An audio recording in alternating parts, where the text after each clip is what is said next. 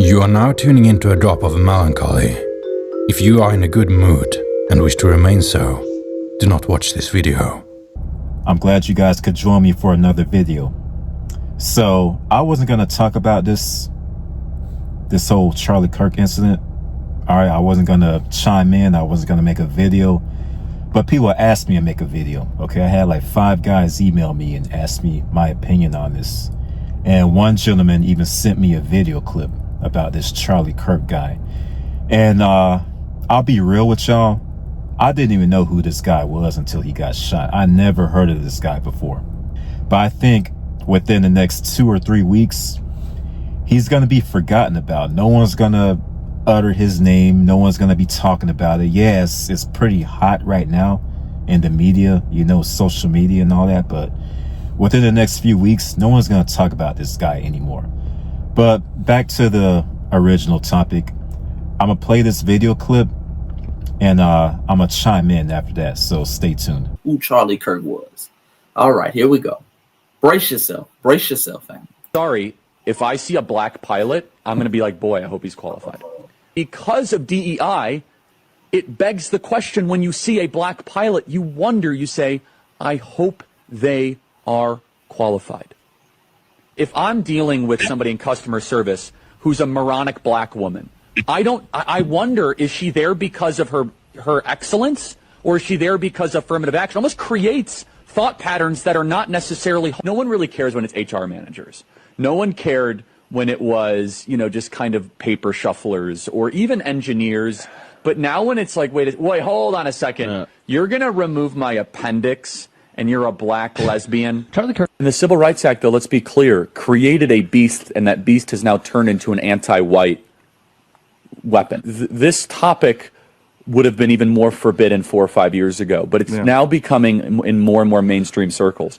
Is that because the problem is becoming worse, or but our side is more courageous to confront it? Why does Kirk believe passing the Civil Rights Act was a mistake? Now, again, apparently they don't listen to the show because we do that at least once a week, right? Once a week we talk about why the Civil Rights Act was a mistake. The present reality, not the ideal, the reality of the Civil Rights Act and how it's being used is making it harder for us to pursue excellence as a society. Here's a fact. Since the Civil Rights Act passed, I think that it's fair to say any sort of racist sentiments that are in America have gone, at least individually amongst white people, towards black people, have gone away. What I'm trying to counter is the reason we talk about race so much is because we have a federal holiday to a guy that talked about race all the time. And by the way, he was talking about Dr. King. He's called Dr. King an awful man. That's been documented. Okay, so just wanted to add context to that clip. Let's continue. A clip somewhere that you were trying to get the officer who murdered George Floyd pardoned, and I just want to know what your reasoning was about that. Well, George Floyd didn't die because of the police officer. He died largely because of a drug overdose. But he had his knee on his neck. And we all saw the video. But the knee on the neck is actually an approved police technique that police departments taught Derek Chauvin to use. Do you know that George Floyd was saying, I couldn't breathe, well before that restraining technique? And so why'd they use the technique if he already couldn't breathe? Well, because he was actually resisting arrest, and they had to restrain him. And they restrained him in a way that they were taught to do, which is the knee on the neck technique. Okay, so when does the like technique end? Like when they die? Like he said he couldn't. No, I mean the technique ends when the individual stops resisting arrest. His cause of death was not asphyxiation; it was drug overdose. He had that was a part of it. Like he also had a heart like thing, and like he was on drugs. But like he wouldn't have just died if he was standing there. Like they had his. Well, actually, there's an argument to be made. According to the medical examiner, he was drug overdosing in real time. That it wasn't because of the police officer, Derek Chauvin, that put his knee on the neck. And again, they were taught to do that. According to the Hennepin County Police Department, they teach that as an approved restraint technique. And by the way, this is just a broader point. Our whole country blew up because of this incident, and it was largely based on a lie. Largely based on a lie. We were all. What was the lie? The lie is that there was a white police officer that went after a black person just because he was black, and it just wasn't true. He was resisting arrest. Okay, but he killed him. Like that doesn't. Well, again, the county medical examiner disagrees. The county medical examiner in the original report. So then why was he? Why did he get sentenced? Exactly. That's a good question. I'm saying. It's because it was largely a show trial where actually they were not allowed to submit what evidence. Trial? A show trial. A show trial is an example where you put people on display or a show for a political purpose or political means. And this is an example of that, where Derek Chauvin was not given a fair hearing in this trial. He was not even allowed to use the police training handbook in his trial to show that he was taught to use that restraining technique. Okay, so what do you want to happen to Derek Chauvin? Like, pardon. So he's just free? What is that? Yes. What message does that send to, like... It should be, it's a message. And listen to his followers cheering in the background. These are the people telling us to have empathy for Charlie getting murked, okay? That you should get an actual fair trial and that you're not going to get a trial by media. Joy Reid and Michelle Obama and Sheila Jackson Lee and Ketanji Brown Jackson were affirmative action picks, we would have been called the racist. But now they're coming out and they're saying it for us. They're coming out and they're saying, I'm only here because of affirmative action. Yeah, we know. You do not have the brain processing power to otherwise be taken really seriously. You had to go steal a white person's slot to go be taken somewhat seriously. Play cut. All right, so that was your boy Charlie Kirk. And a lot of people did not like him because of the types of things that he was saying. Most people I came across did not like him. And I spoke to a few people out in public as well, and they didn't like him. If they even heard him, a lot of people never heard this dude. But the people that did know about him, they didn't like him. So what I'm going to do now, I'm going to play a few video clips of what people had to say about him. Stay tuned. Charlie Kirk, as you know, was a white supremacist. He was openly racist, misogynist, homophobic, transphobic, and a Zionist. His words spoke for themselves, and I've already shared multiple statements from him in a prior video that indicate that he was clearly anti-black, white supremacist, and misogynist. This is not me speaking ill of the dead. This is me simply speaking of the dead as they were in life.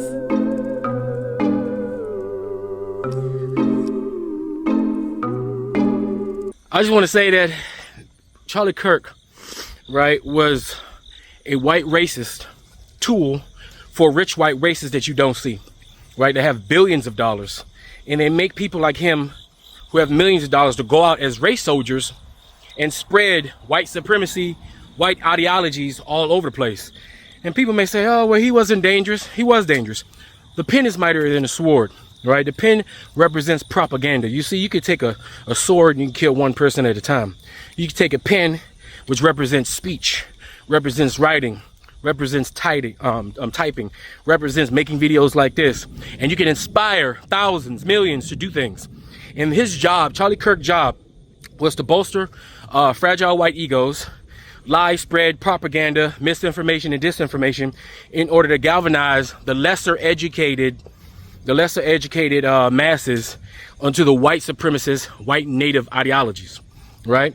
And all he did was talk about black people. He never talked about the issues going on in the white community. He never talked about the dangers and the violence that happen in the white community, because his agenda was to make sure that people in the middle of America who don't even know many black people, who don't interact with black people on a daily basis, to make sure that they believe in their head that black people are dangerous criminals and they shouldn't be trusted and that they should be the enemy of white people. That was his job. And the thing is, he would go to universities, because universities are where rural white Americans who are subjugated to their families and their small communities, where this type of thinking permeates. The young white Americans go off to universities where they're exposed to other cultures, and then they start to change.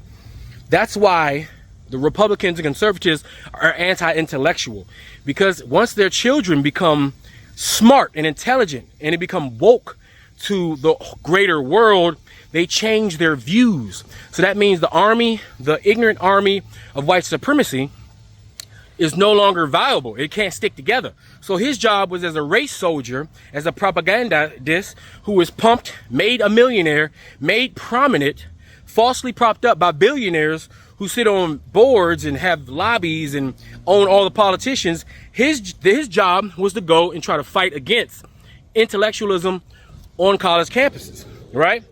And Charlie Kirk was very good at the form of argument, to where he would pivot, he would straw man, he would embellish. He would literally change the topic in order to fit his narrative.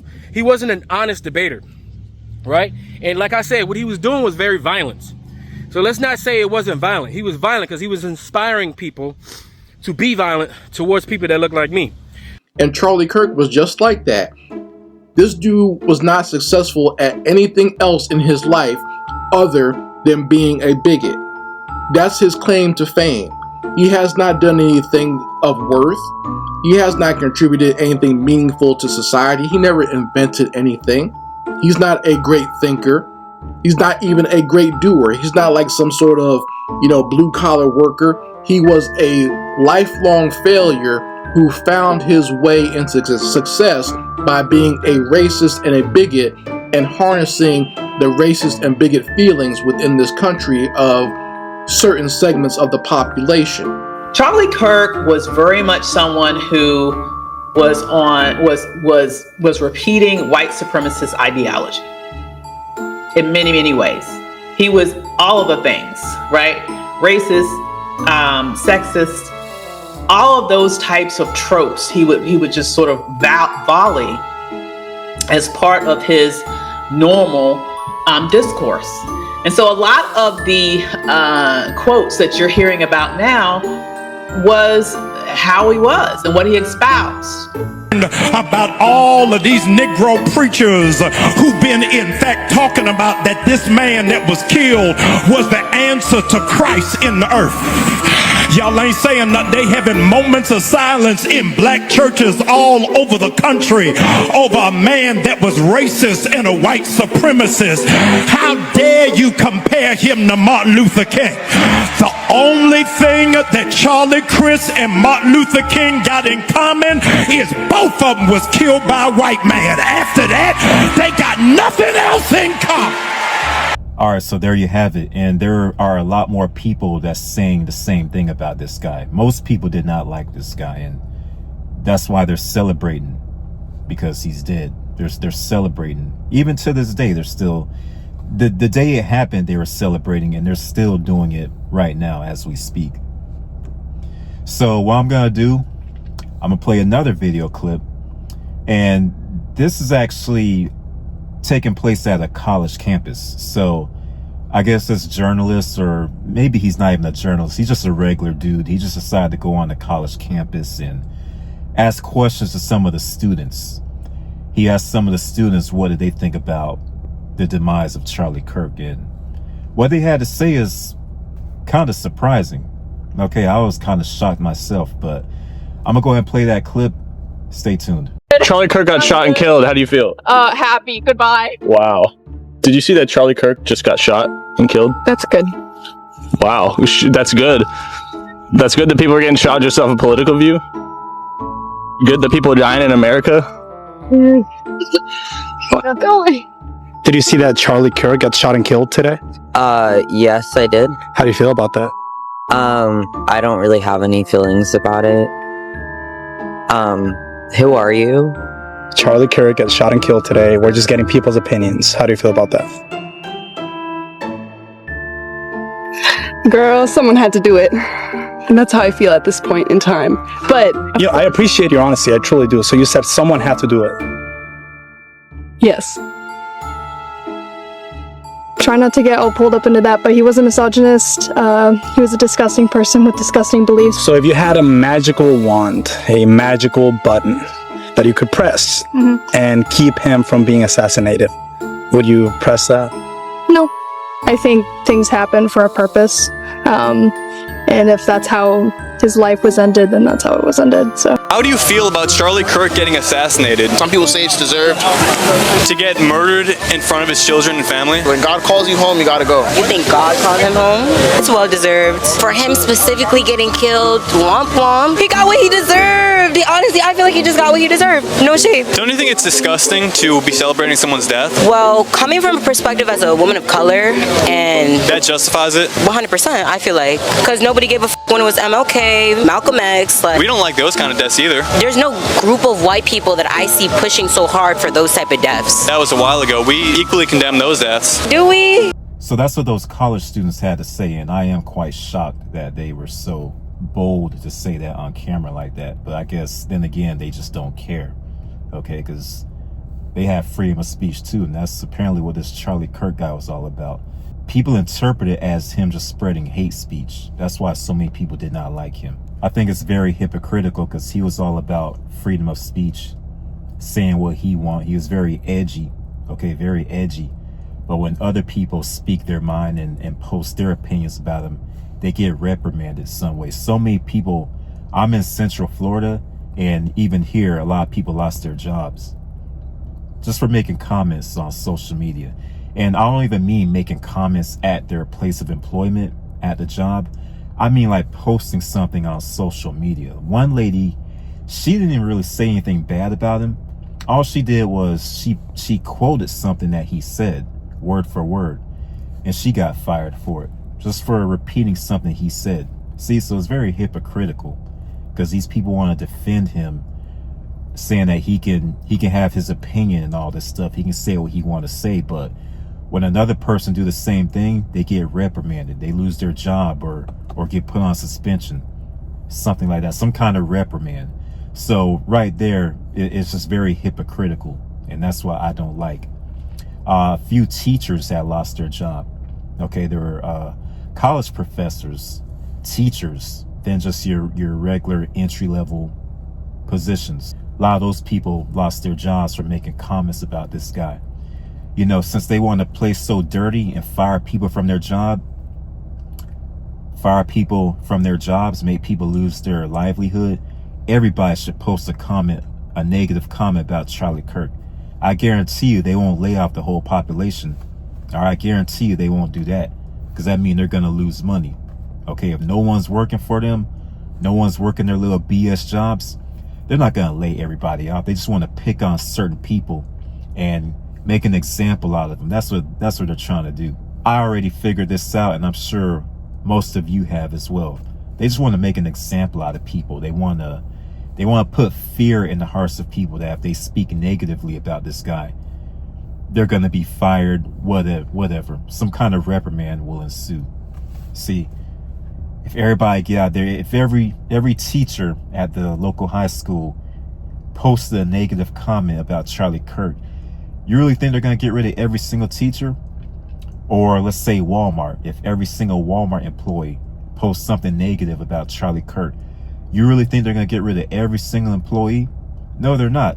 Even if all those employees could be replaced, they're not going to do it. Why? Because they're going to lose money. All right, just within that first day of getting rid of all those employees, they're going to lose a lot of money. All right, so they're not going to do that. They just want to pick on a handful of people to make examples out of them, to get people scared. And it is working, because a lot of people see that others have gotten fired because they just made simple comments or expressed their opinions. So now they're scared to speak up. They're scared to talk about this guy. But like I said, if everybody did it, they're not going to fire every single person, because at the end of the day, it's all about money. They want to keep making money. Okay, if every doctor says something negative about them, they're not going to get rid of all these doctors. Or anyone, like I said, Walmart employees, fast food workers. See, they're not going to do that, because these big companies are all about making money. They're not going to get rid of all their workforce like that. They just want to make examples out of certain people to get other people scared, so they don't say nothing negative. But again, it's very hypocritical, you know, because do you really have freedom of speech? No, you don't. If you're going to be reprimanded or there's going to be some sort of punishment, you don't have freedom of speech. I think people should be able to say what they want about this guy without having to worry about being punished. And I even heard from somewhere that they want to pass this bill saying you can't post anything negative about this guy. That's very unlikely to happen, but just the simple fact that they will even consider that, the simple fact that they will even think that, you don't have freedom of speech. Well, I'm sorry, you do have freedom of speech. You can say what you want, but bad things are going to follow. See what I mean? So it's a catch to it. You can say what you want, but something's bad going to happen. Something bad is going to follow. And they just want to pick on certain people to get everybody else scared. So I think it's BS. But like I said at the beginning of this video, within 2 weeks, I give it 2 weeks, maybe 3, but I say in about 2 weeks, this whole thing's gonna die out. You're not gonna hear no one else talk about Charlie Kirk. It's gonna be the same way it was before it happened. Because like I said, I never heard of this guy until he got shot. Then it blew up all over social media. I'm sure most of the population never even heard of this guy until that incident happened. See? But I say by the middle of October, you're not gonna hear no one mention his name. You're not gonna see it on social media, TikTok, YouTube, nowhere. It's gonna be pretty much forgotten about. So I just wanted to share those video clips, show y'all why people don't like him and the types of things he had to say. And yeah, but this is all gonna die out. This is all gonna blow over and you're not gonna hear nothing else about it. So I just wanted to hop on here real quick and share that with y'all. So let me know what y'all think. Did y'all like this guy? What do you think about the things that he said? Do you think all these people have a right to be mad at him because of the things he was saying? Let me know what y'all think, and I'll catch you on the next video.